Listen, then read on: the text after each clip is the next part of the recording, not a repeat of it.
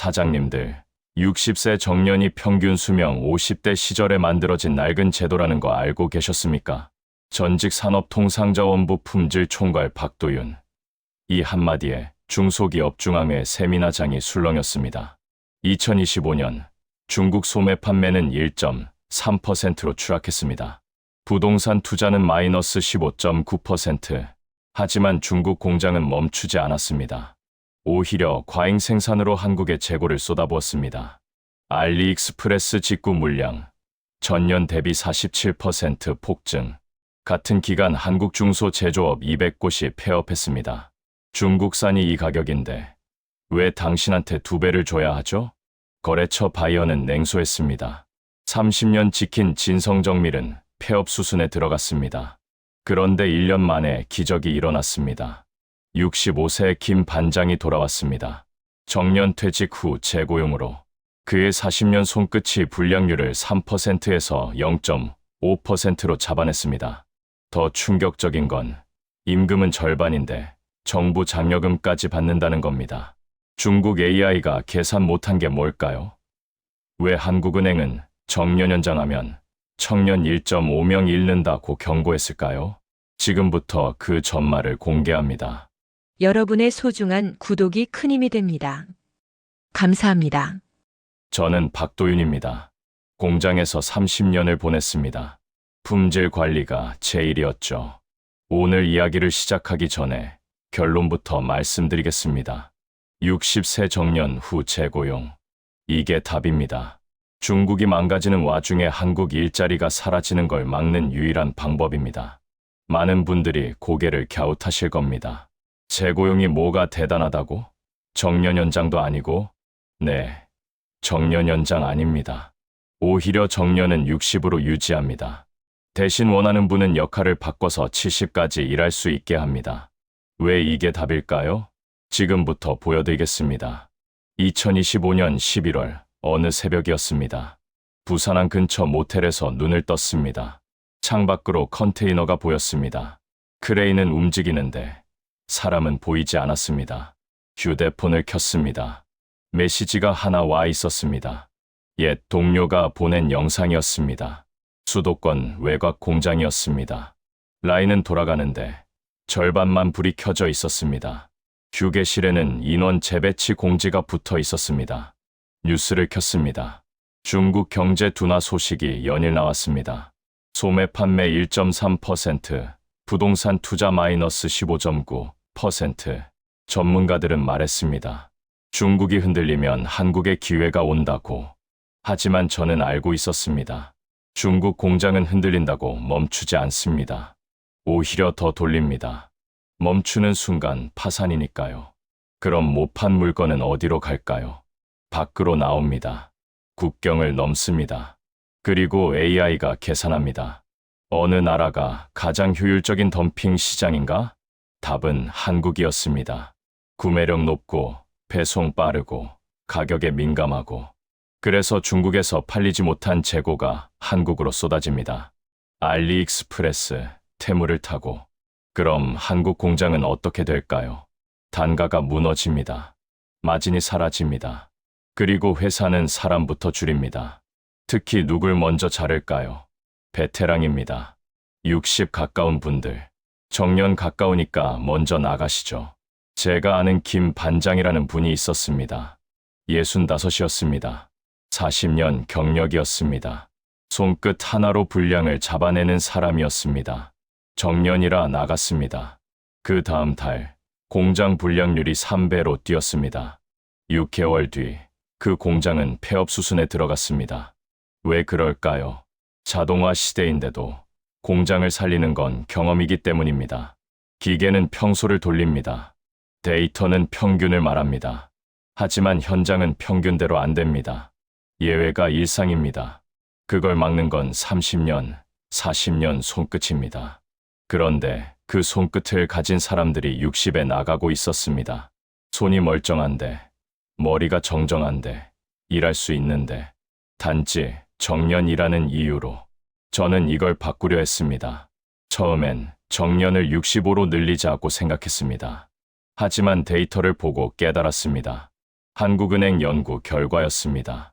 정년 연장하면 고령 근로자 1명당 청년 근로자 1.5명이 줄어든다. 왜? 연공급 때문입니다. 나이 들수록 임금이 오르는 구조. 이 구조에서 정년만 늘리면 기업은 비싼 인건비를 더 오래 떠안게 됩니다. 그럼 신규 채용이 줄어듭니다. 청년과 베테랑이 싸우게 됩니다. 그래서 다른 방법을 찾았습니다. 60세 정년은 유지합니다. 대신 정년 후 재고용 제도를 만듭니다. 역할을 바꿉니다. 60 이후는 현장 실무가 아니라 기술 전수 전담입니다. 임금도 바꿉니다. 연공급이 아니라 직무급입니다. 역할에 따라 정합니다. 그리고 정부가 기술 전수 장려금을 줍니다. 그럼 어떻게 될까요? 베테랑은 임금이 줄지만 70까지 일할 수 있습니다. 청년은 자리 뺏기지 않고 기술을 배웁니다. 기업은 인건비 부담이 줄고 정부 지원을 받습니다. 그리고 공장은 살아남습니다. 실제로 김 반장은 이 방식으로 돌아왔습니다. 폐업 직전이던 진성정밀도 살아났습니다. 이게 제가 찾은 답입니다. 완벽하진 않습니다. 하지만 함께 살 수 있습니다. 지금부터 이 이야기를 차근차근 보여드리겠습니다. 중국이 왜 멈추지 않는지, 한국이 왜 먼저 맞는지, 베테랑이 왜 필요한지, 그리고 재고용이 왜 답인지 끝까지 들어주시기 바랍니다. 첫 번째 이야기는 김 반장입니다. 전화가 온 건 그날 오후였습니다.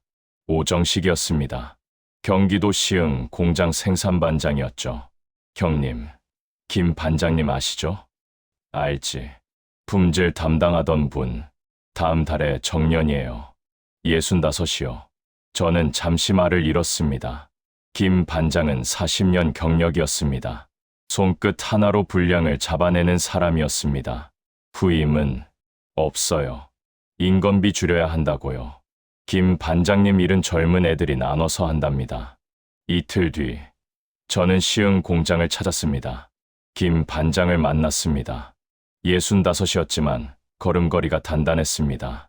손을 펼쳐 보였습니다. 떨림이 없었습니다. 몸은 괜찮습니까? 멀쩡합니다. 아침에 3km 뛰고 옵니다. 그런데 왜 내보낸다는 겁니까? 규정이랍니다. 65세가 정년이라고요. 저는 생산 라인을 봤습니다. CNC 선반이 돌아가고 있었습니다. 젊은 엔지니어 강유진이 화면을 들여다보고 있었습니다. 눈이 충혈돼 있었습니다. 불량이 나왔어요. 원인을 못 찾겠어요. 데이터상으론 정상인데 김 반장이 설비 앞에 섰습니다. 귀를 가까이 댔습니다. 눈을 감았습니다. 10초 뒤 손을 뻗어 고정대를 만졌습니다. 압력이 약해. 10% 올려봐. 압력을 조정했습니다. 불량이 사라졌습니다. 강유진이 멍하니 김 반장을 봤습니다. 어떻게 데이터 없이 아세요? 40년 하면 안다. 그날 저녁 김 반장과 술을 마셨습니다. 반장, 솔직히 더 일하고 싶습니까? 하고 싶습니다. 제가 할 수 있는데 왜 못하게 합니까? 목소리에 힘이 실렸습니다. 연금으로 어떻게 20년을 삽니까? 저는 일을 해야 합니다. 그로부터 한 달 뒤, 김 반장은 정년 퇴직했습니다. 다음 달, 그 공장 불량률이 3배로 뛰었습니다. 6개월 뒤, 폐업 수순에 들어갔습니다. 하지만 이야기는 거기서 끝나지 않았습니다. 1년 뒤, 김 반장은 돌아왔습니다. 같은 공장에, 단, 조건이 달랐습니다. 정규직이 아니라 계약제, 현장 실무가 아니라 기술 전수 전담. 임금은 절반, 대신 정부 장려금이 붙었습니다. 그리고 공장은 다시 살아났습니다. 이게 재고용의 힘이었습니다. 그런데 왜 이 방법이 필요했을까요? 중국과 무슨 관계가 있을까요? 두 번째 이야기는 중국입니다. 많은 분들이 착각하십니다. 중국이 망하면 공장이 멈출 거다. 아닙니다. 중국 공장은 멈추지 않습니다. 오히려 더 돌립니다. 저는 압니다. 2015년부터 5년간 중국 장수성 법인에서 일했으니까요. 당시 중국 정부가 과잉설비해소 정책을 발표했습니다. 공장들이 줄어들 거라 예상했습니다. 하지만 현실은 달랐습니다. 공장들은 멈추지 않았습니다. 오히려 더 많이 만들었습니다. 왜? 중국 제조업체들은 은행 대출로 돌아갑니다. 공장을 멈추면 현금 흐름이 끊깁니다. 대출 상환이 막힙니다. 그럼 파산입니다. 그래서 선택합니다. 손해를 보더라도 계속 돌리는 쪽을. 2025년도 똑같습니다. 중국 소매 판매 증가율 1.3%, 부동산 투자 마이너스 15.9%, 내수가 꺾였습니다. 하지만 공장 가동률은 여전히 높습니다. 팔 곳이 없는데도 계속 만듭니다. 그럼 못 판 물건은 어디로 갈까요? 해외로 나갑니다. 중국 무역 흑자가 1조 달러를 넘었습니다. 이건 단순한 수출 증가가 아닙니다. 과잉 생산 배출입니다. 그리고 그 배출구가 어디냐? 바로 한국입니다. 세 번째 이야기는 알고리즘입니다. 서민아라는 기자가 있었습니다. 경제 데이터 전문이었죠.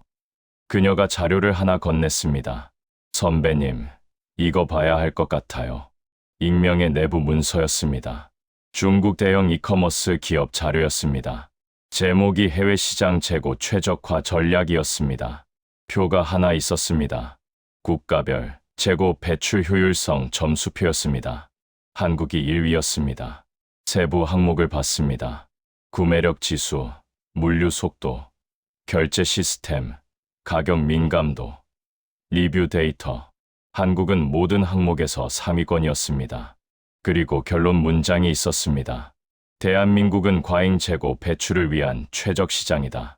저는 등골이 서늘해지는 걸 느꼈습니다. 이건 우연이 아니었습니다. 설계였습니다. AI가 계산했습니다. 어느 나라가 중국 재고를 가장 빠르게 소화할 수 있는지. 답은 한국이었습니다.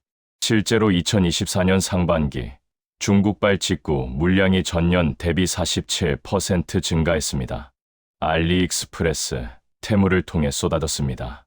그럼 한국 공장엔 무슨 일이 벌어질까요? 네 번째 이야기는 진성정밀입니다. 시흥의 작은 정밀 부품 공장이었습니다. 직원 50명, 30년 역사. 거래처에서 통보가 왔습니다.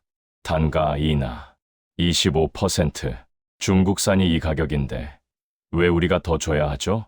사장은 계산했습니다. 가격을 맞추면 마진이 마이너스. 버티면 재고만 쌓임. 남은 선택은 하나. 사람을 줄이는 것. 10명 정리하고 통보를 준비했습니다. 전체 50명 중 5분의 1. 오정식 반장이 말했습니다. 형님, 우리가 뭘 잘못한 건가요? 품질은 더 좋은데, 납기도 잘 지키는데. 저는 대답할 말이 없었습니다. 이건 그들 잘못이 아니었습니다. 중국 과잉 생산의 파도였습니다. AI가 계산한 덤핑이었습니다. 그리고 그 파도는 계속 밀려왔습니다. 석 달 뒤, 거래처 세 곳이 계약을 끊었습니다. 중국산으로 전환했습니다. 회사는 버틸 수 없다고 판단했습니다. 폐업 수순에 들어갔습니다. 직원 50명 전원 정리해고. 그런데 여기서 이상한 일이 벌어졌습니다. 다섯 번째 이야기는 손끝입니다. 강유진이라는 젊은 엔지니어가 있었습니다. 20대 후반, 스마트 팩토리 전문가. 최신 설비를 다룰 줄 알았습니다.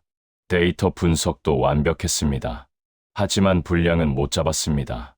데이터상으론 모든 게 정상인데 왜 자꾸 분량이 나오죠? 밤을 새워 데이터를 돌렸습니다. 답이 안 나왔습니다. 김 반장이 다가왔습니다. 귀를 설비에 가까이 댔습니다. 눈을 감았습니다. 10초 뒤 말했습니다. 베어링 교체해야 해. 소리가 평소와 달라. 데이터상으론 아직 300시간 남았는데요. 데이터는 평균이야. 현장은 다르지. 손으로 설비를 만졌습니다. 미세한 진동을 느꼈습니다. 지금 안 바꾸면 내일 라인 멈춰. 베어링을 교체했습니다. 다음 날, 옆 라인 베어링이 고장 났습니다. 김 반장 말이 맞았습니다. 강유진이 물었습니다. 선배님, 저는 6년 공부했어요. 근데 왜 이걸 못 보죠? 김 반장이 대답했습니다. 경험이 없어서야. 나는 40년 동안 수천 번 실패했어. 그래서 아는 거지. 저는 그 순간 깨달았습니다. 자동화 시대일수록 경험이 더 중요하다는 걸. 기계는 평소를 돌립니다. 데이터는 평균을 말합니다. 하지만 현장은 예외투성이입니다. 변수가 기본입니다. 그걸 막는 건 손끝입니다. 귀입니다. 40년이 만든 감각입니다.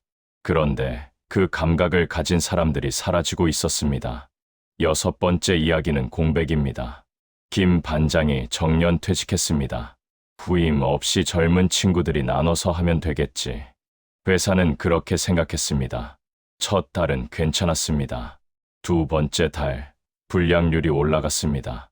0.5%에서 1.5%로 세 번째 달, 3%를 넘었습니다. 거래처에서 클레임이 들어왔습니다. 품질이 왜 이래요? 납기도 밀렸습니다.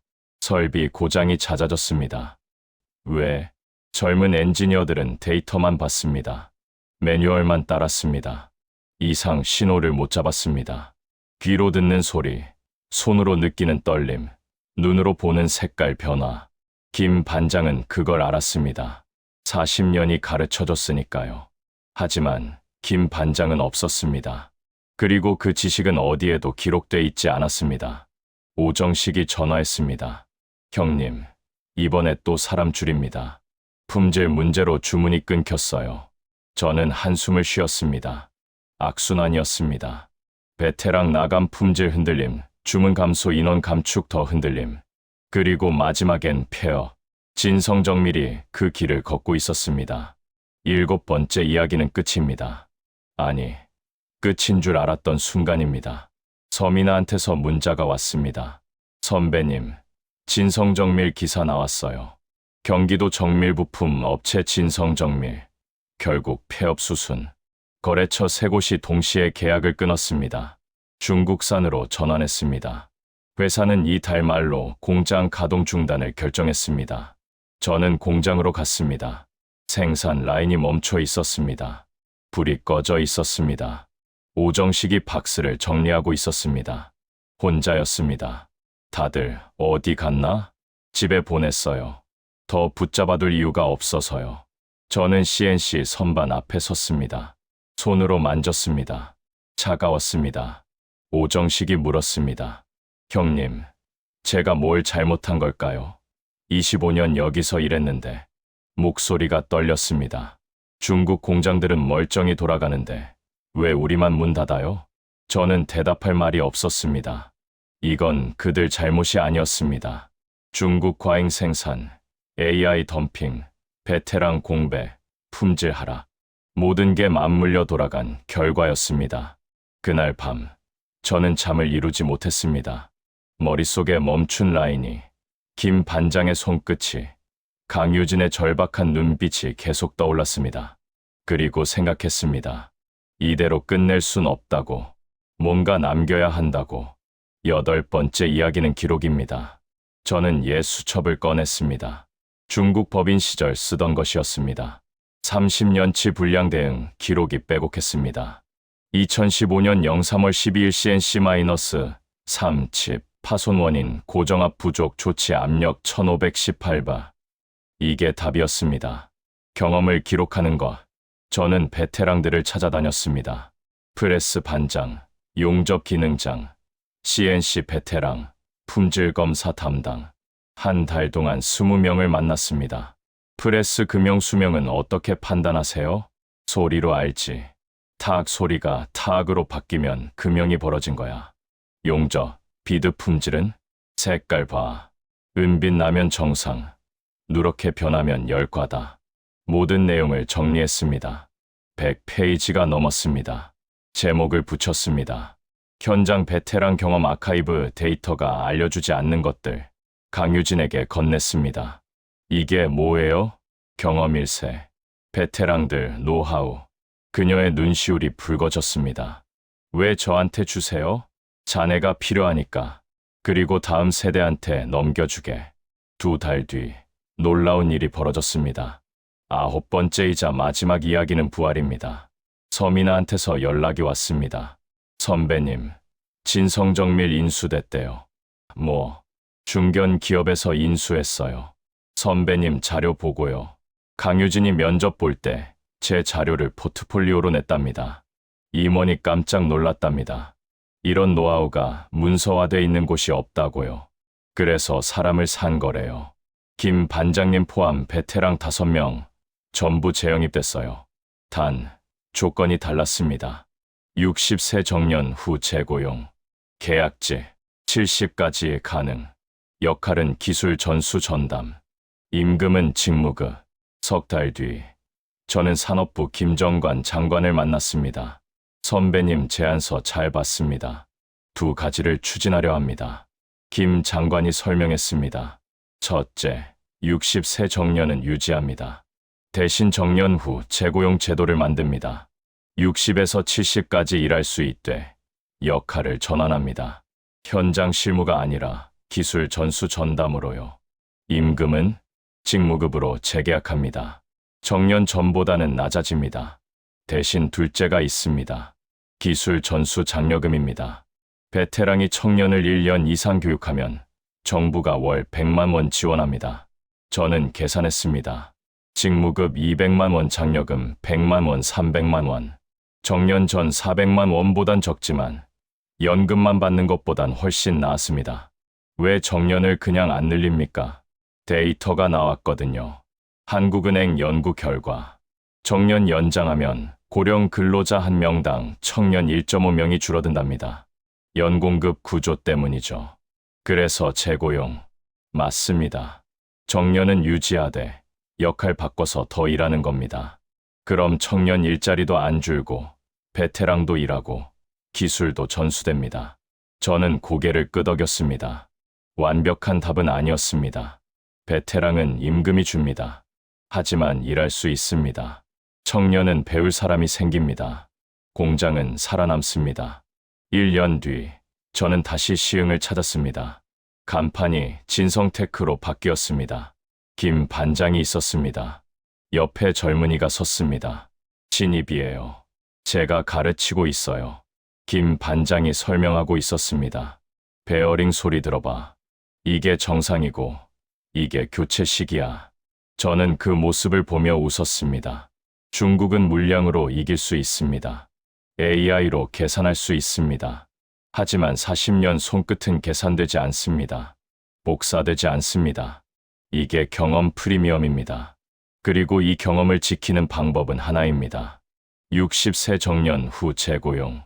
역할을 바꿔서 70까지. 임금은 줄어도 역할은 분명하게. 청년과 경쟁하는 게 아니라 청년을 키우는 것. 완벽하진 않지만 함께 살 수 있는 길. 이게 우리가 찾은 답입니다.